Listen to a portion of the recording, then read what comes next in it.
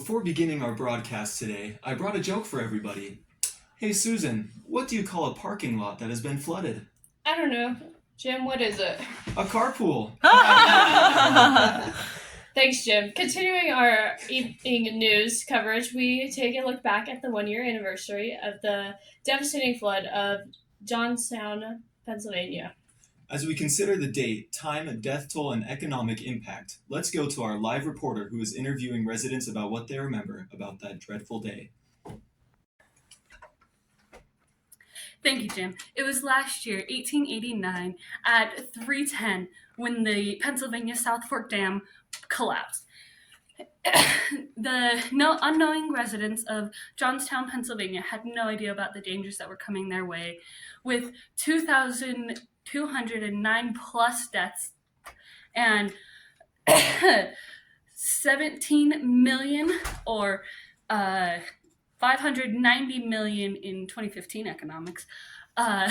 We first interview prominent members of the hunting and fishing club who can hopefully give us more insight on the failure of that day. I'm here with Red Cross representative Lily, and with so much work and effort that the Red Cross did, I just wanted to talk to them and learn more about their history. So this disaster was one of the first major disasters for the American Red Cross. I've been a volunteer since Clara Barton founded it back in 1881. And this disaster really showed how much good the organization could do. 50 volunteers in total came from across the states and even other countries to come help out. Clara herself even stayed out for 5 more months to make sure that everything went smoothly. We built Red Cross hotels that provided free shelter, warm meals, and all the medical needs for the survivors, all while we built and furnished new homes for the town. Companies and manufacturers all over the country donated so much to the survivors as well, like furniture, bedding, all the supplies they really needed to rebuild their lives. Thank you so much. And then we'll be with our next interviewee. I am here with Bart, a popular resident of Johnstown, and I just wanted to ask, what was Johnstown before the flood, and just kind of about the environment it was? Well, I'm glad you asked, reporter lady. Johnstown's never been the same since that big flood of '89. I remember when there was 30,000 people living out in that place, and now, fortunately, some of them are gone from us. Of course, most of us were steel workers and coal miners back then, and railroad workers. So the town's, changed a little bit and not changed at all. Did the town have any warning of the flood at all? Oh, that's a great question. Because floods come in so often around these parts, we hardly had any flood warning at all. It was, a couple telegraphs got sent. But other than that, nothing really happened. Nobody really took the time to warn us. My good neighbor, engineer John Park, he tried to send the message, but it did come through in time. I see. Well, I'm very glad that I was able to have this interview with you. Thank you.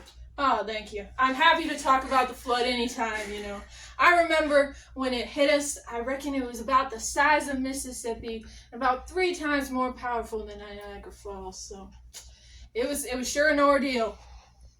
Thank you. We will now air an interview from earlier today that our reporter had with wealthy businessman and member of the South Fork Fishing Club, Andrew Carnegie, who only accepted the interview on condition that his lawyer was present with him. I am joined today with Andrew Carnegie and his lawyer. Andrew is the founder of the club. Yes, I am. How are you guys doing today?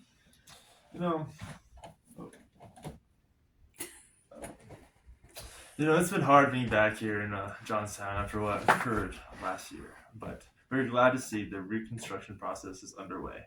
And we're also glad to make an announcement that we have donated a large sum of money into a building, into a brand new library.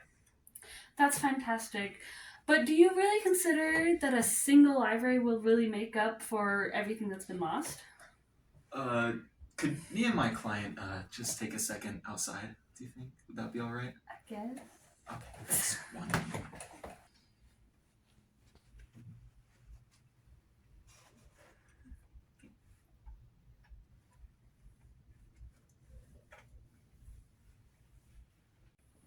To answer your question, there are many other extremely wealthy members of the South Fork Fishing Club that are yet to take initiative in helping the poor people of Johnstown, Pennsylvania. Comparably, I'm doing quite a lot. Okay. I would also like to ask you about the discharge pipes. Evidence supports that removing these pipes has greatly increased the likelihood of the dam failure. Is it true that the fishing club approved of the renovations and the removal of the pipes? Technically, Congressman, John Raleigh was still the owner of the dam when those renovations were made. I think it would be the best to ask him that question. Mr. Carnegie, is it not true that members of the South Fork Fishing Club ordered the removal?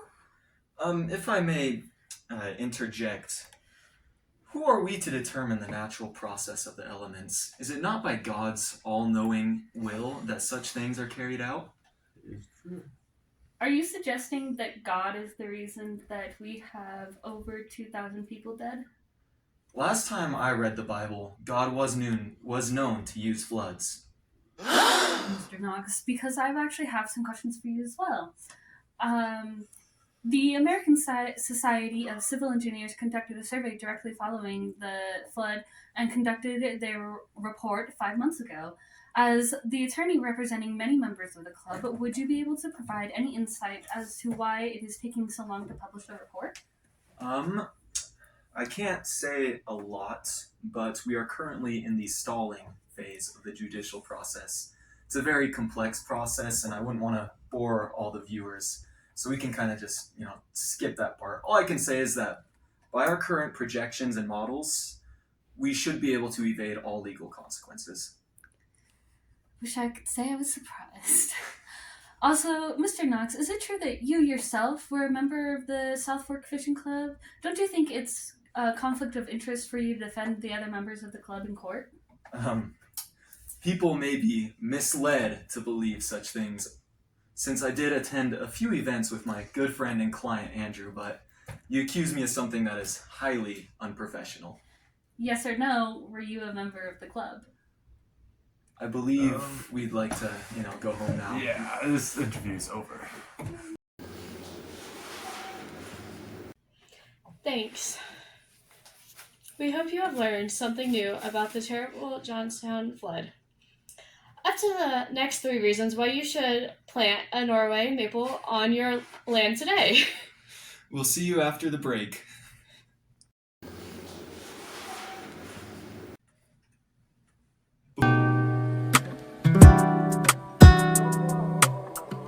Efforts that they did so much in Jamestown and Johnstown. Jamestown. Not Jamestown. Jamestown. It's Johnstown.